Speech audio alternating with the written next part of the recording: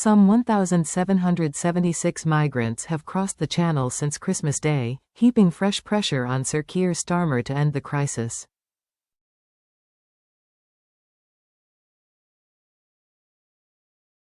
Almost 300 migrants crossed the Channel on the day when 3 more died attempting to reach the UK, Home Office figures show.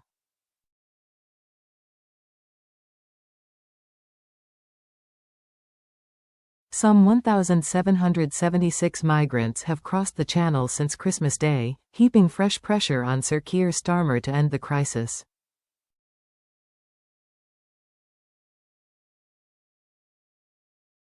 Three men died, and another child is feared dead, after a chaotic boarding led to a dinghy becoming severely overcrowded and people falling into the water.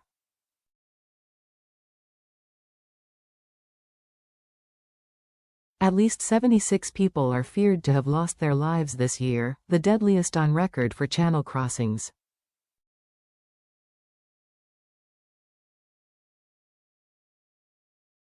Almost 37,000 migrants have been detected on 695 boats. Since Labour came into power in July, 23,242 people in 423 boats have been intercepted in the world's busiest shipping strait and brought to the UK by Border Force officers.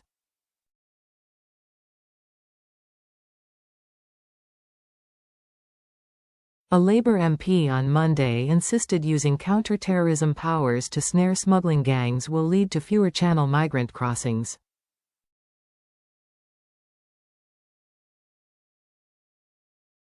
Dover MP Mike Tapp admitted the crisis won't be fixed overnight, as criminal gangs exploit calm conditions.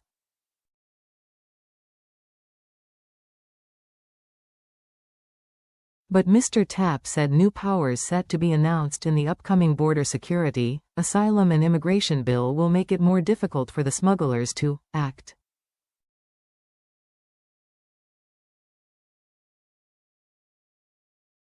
He said, "It will be a part of what makes a difference, definitely, because I've seen the difference."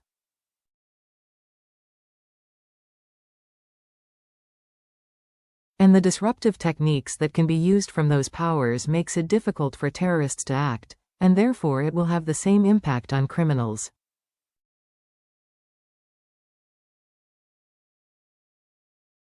Counter-terrorism powers will be extended to cover organized immigration crime, giving officers the right to search people suspected of being involved in people smuggling, close bank accounts, restrict their travel and trace their movements before an offense has taken place.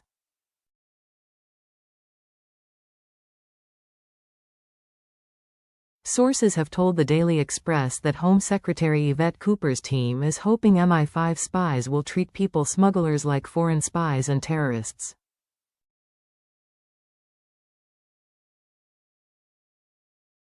This newspaper understands that this could see them bug smugglers' phones and trace their movements.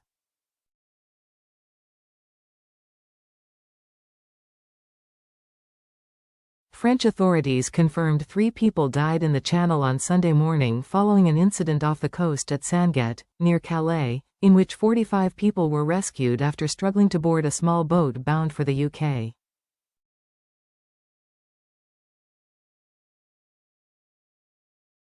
The incident follows 4 days of crossings, during which 1,485 people made the journey, the busiest Christmas period since records began in 2018.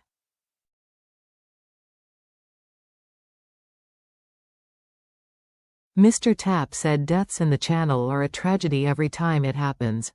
Unfortunately, it happens far too often, and it's something that we've heard many times in Dover, he said.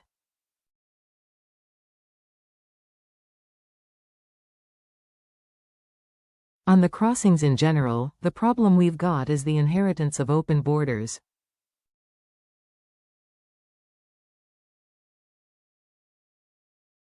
So, in 2018, 400 crossed, and since then, over 150,000 have. When we ran the election and when we were elected into government, we made it really clear that it's a complex issue that isn't fixed overnight, which is why it's gone from 400 to 150,000 in such a quick period, because the incompetence of the last government left us with open borders.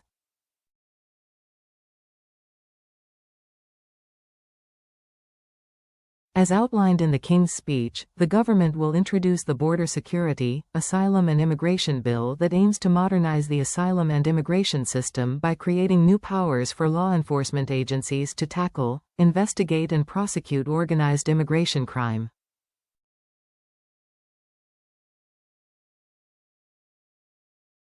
Mr. Tapp said, "There is no quick fix that stops this. So that's why there's been so much work going on behind the scenes."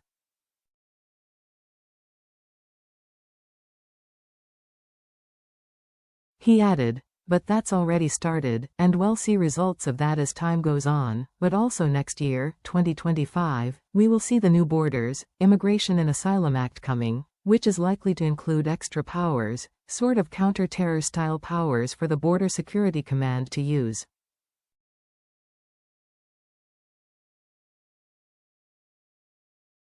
Labour MP for Bassetlaw Joe White said requiring ID cards to get a job or use the NHS would act as a deterrent to migration.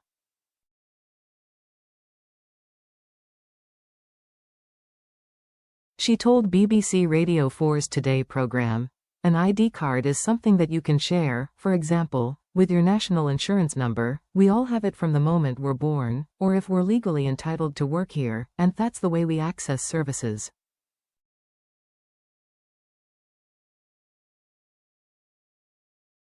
And I think potentially that may be a way of deterring more people coming across.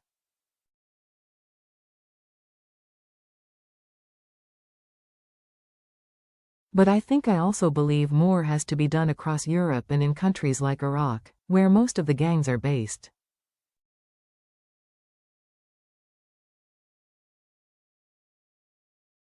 Mr. Tapp said, "ID cards is something in general I support, but it is the cost of that sort of initiative that probably holds us back, particularly in an economic picture we've got at the moment."